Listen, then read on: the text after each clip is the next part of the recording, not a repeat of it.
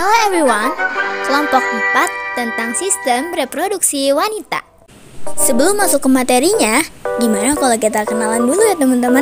Tenang aja, aku bakalan kenalin satu persatu teman-teman aku. Here we go. Halo teman-teman, perkenalkan nama saya Zahra Melia.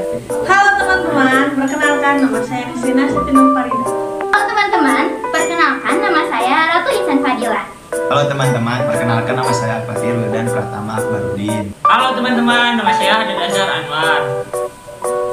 Nah, sekarang udah pada tahu ya. Langsung aja kita bakal ke materinya. Di sini saya akan menjelaskan apa itu sistem reproduksi wanita. Jadi, sistem reproduksi wanita adalah sistem biologis yang terdiri dari organ, jaringan yang digunakan untuk reproduksi atau berkembang biak pada perempuan. Terdapat sejumlah organ sistem reproduksi wanita yang berbeda dengan laki-laki. Yang kedua ada fungsi. Apa itu fungsi reproduksi organ wanita? Yaitu untuk membantu tubuh agar tubuh dapat melakukan fungsi berikut ini. Yang pertama, menghasilkan sel telur. Yang kedua, untuk melindungi dan memelihara sel telur yang telah dibuahi sperma sehingga berkembang biak seutuhnya. Yang ketiga, untuk melakukan hubungan seksual. Keempat, untuk melahirkan bayi. Selanjutnya di sini saya akan menjelaskan tentang bagian-bagian sistem reproduksi anatomi reproduksi wanita terdiri dari bagian dalam internal dan luar tubuh eksternal. Fungsi organ bagian luar adalah untuk memungkinkan sperma masuk ke dalam sistem reproduksi bagian dalam dan melindungi organ genital dari organisme atau penyakit menular. Berikut struktur reproduksi wanita bagian luar yaitu labia mayora. Labia mayora atau bibir besar adalah bagian yang membungkus dan melindungi organ reproduksi eksternal lainnya. Labia mayora mengandung kelenjar keringat dan kelenjar penghasil minyak setelah masa pubertas. Labia mayora ditutupi dengan rambut. Lalu selanjutnya ada labia minora. Secara harfiah, labia minora diterjemahkan sebagai bibir kecil. Labia minora terletak tepat di dalam labia mayora dan mengelilingi bukan ke vagina dan uretra. Lalu selanjutnya ada kelenjar Bartholin. Kelenjar ini terletak di samping lubang vagina dan menghasilkan sekresi cairan lendir. Lalu selanjutnya yang terakhir ada klitoris. Kedua labia minora bertemu di klitoris yaitu tonjolan kecil dan sensitif. Klitoris ditutupi oleh lipatan kulit yang disebut prepetium yang mirip dengan kuluk di ujung penis. Dan di sini saya akan menjelaskan tentang organ reproduksi internal pada wanita. Yang pertama ada vagina. Vagina adalah saluran yang menghubungkan serviks ke bagian luar tubuh. Vagina juga dikenal sebagai jalan lahir bayi. Dan kedua ada rahim. Rahim adalah organ berongga berbentuk buah pir yang merupakan tempat bagi janin yang sedang berkembang. Rahim dibagi menjadi dua. Ada bagian serviks yang merupakan bagian bawah dan tubuh utama dari rahim yang disebut korpus. Korpus dapat dengan mudah mengembang untuk menopang bayi yang sedang berkembang. Dan selanjutnya ada ovarium. Ovarium adalah kelenjar kecil berbentuk oval yang terletak di kedua sisi rahim. Ovarium menghasilkan telur dan hormon. Dan terakhir ada saluran tuba atau tuba fallopi. Saluran tuba adalah saluran sempit yang melekat pada bagian atas rahim dan berfungsi sebagai terowongan bayi ovum untuk melakukan perjalanan dari ovarium ke rahim. Pembuatan sel oleh sperma juga terjadi di saluran tuba. Telur yang telah dibuahi kemudian bergerak ke rahim dan ditanamkan ke dalam lapisan dinding rahim. Di sini saya akan menjelaskan tentang menstruasi.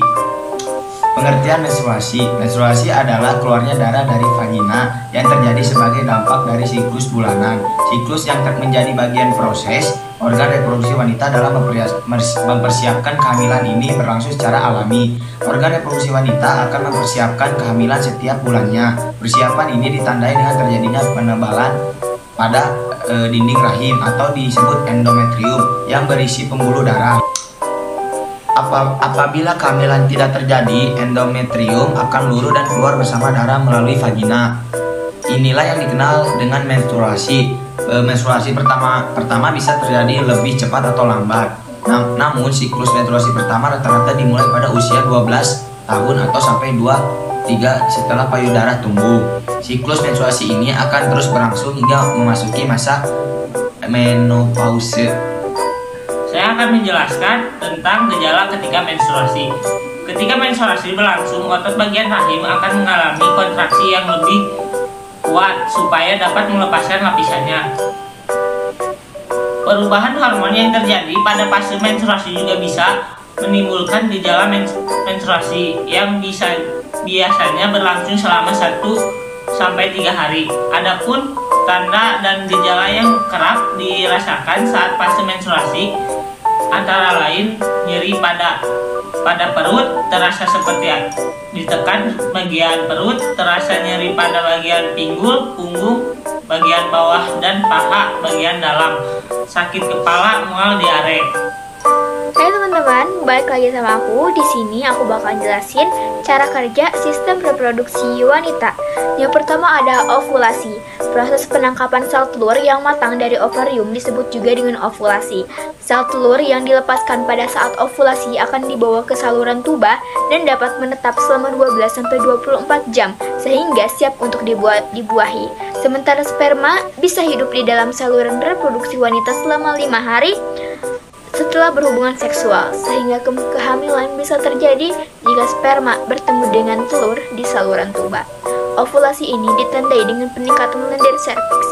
Jika telur tersebut tidak dibuahi, maka lapisan rahim akan mengalir melalui menstruasi. Siklus menstruasi ini terjadi saat wanita memasuki masa puber.